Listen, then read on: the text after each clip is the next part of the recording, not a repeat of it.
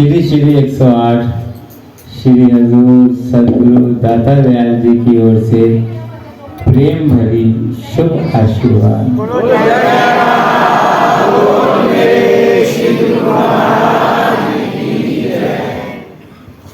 अभी जब आश्रम में आना हुआ तो गुरुमुखों ने बतलाया कि गुरुमुख जन 6 बजे से भजन में कीर्तन में लगे हुए हैं। तो मैंने कहा ऐसे गुरुमुखों के बीच में तो भगवान रहते हैं।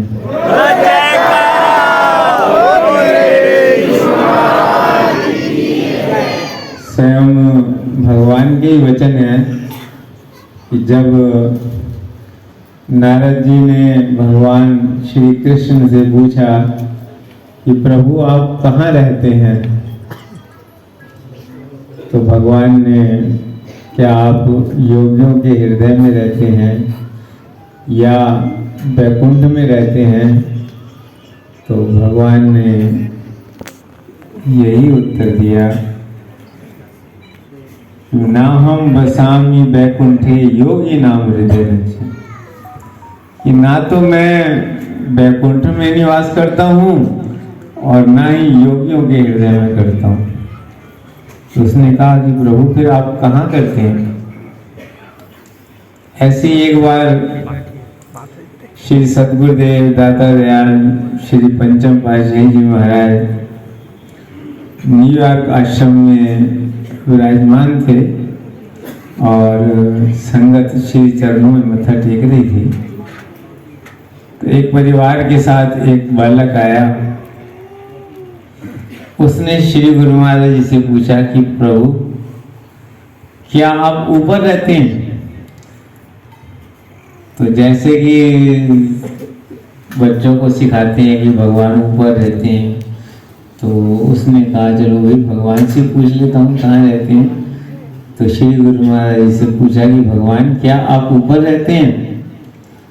तो श्री गुरु महाराज जी ने उसकी बात को बड़े गौर से सुना और फिर फरमाया कि ना हम ऊपर रहते हैं ना नीचे रहते हैं, हमें जो प्रेमी सच्चे से दिल से याद करते हैं हम उन प्रेमियों के दिलों में रहते हैं।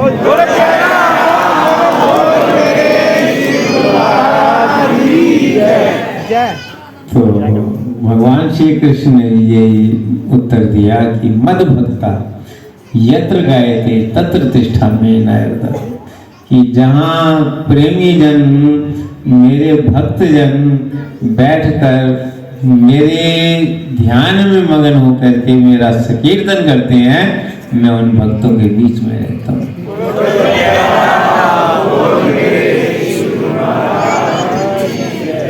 जो समय हमारा सतगुरु के चरणों में व्यतीत होता है, जो समय हमारा सतगुरु की याद में व्यतीत होता है, वही समय तो हमारा जो है मालिक की दरगाह में लेखे में होता है।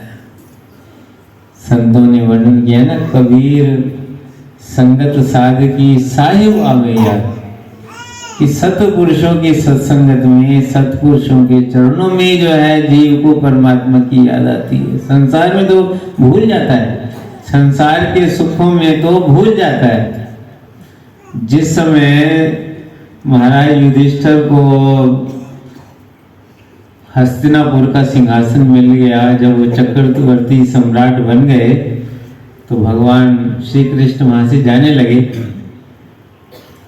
लगे तो उनको जो है रास्ते में माता कुंती मिली, तो उनसे भी उन्होंने इजाजत ली। तो उन्होंने कहा कि और कुछ आपको चाहिए? तो कुंती माता ने कहा कि प्रभु मुझे बस दुख चाहिए। तो भगवान ने कहा दुख चाहिए? अभी तो इतने दुखों से निकल करके सुख के दिन आए हैं, अब तुम फिर दुख मांग रही हो। तो उसने कहा कि जितने दिन दुख रहे उतने दिन आप हमारे साथ रहे, अब ये सुख है तो आप छोड़ के चले जा रहे हो। तो जब दुनिया का वैभव होता है तो वहां तो भूल जाता है इंसान, तो याद कहाँ आती है?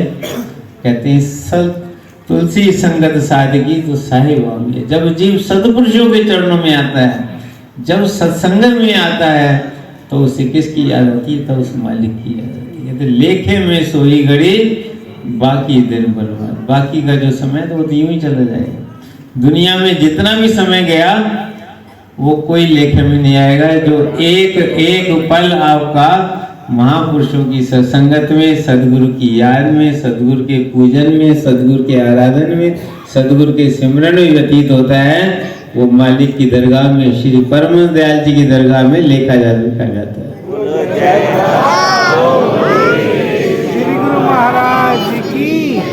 ऐसे ऊंचे और सच्चे दरबार के हम सेवक हैं। श्री परम दयाल जी ने ऐसा सिस्टम बनाया है कि सेवा यहाँ करो और उसका फल जो है वहाँ ऊपर दरगाह में मिलता है। भजन यहाँ करो, दरगाह में लिखा जाता है। तो आप जो पल भी यहाँ गुजारते हैं, जो पल भी सेवा में व्यतीत करते हैं, किसी जगह में भी करते हैं, दुनिया के किसी कोने में भी बैठ करके अपने सदगुरु की याद करते हैं, तो वो श्री परम दयाल जी के खाते में जुड़ता जाता है आपको। तो इसलिए बड़ा ऊंचा सौभाग्य है। इसी महापुरुषों ने वचन फरमाए हैं कि दुनिया में रहो, दुनिया के काम करो, लेकिन भक्ति के नियमों की पालना करते रहो। श्री आरती, पूजा, सत्संग, सेवा, सुमिरन और ध्यान श्रद्धा सहित जो नित्य करे निश्चय होकर जाएगा। तो जो सेवक जो है सच्ची श्रद्धा से भक्ति के नियमों की पालना करते हैं, उनका जो है लोक भी सुखी होता है, परलोक भी सुखी होता है। यहाँ भी आशीर्वाद बरसता है और वहाँ जाते हैं तो वहाँ से ही श्री परम दयाल जी का आशीर्वाद बरसता है।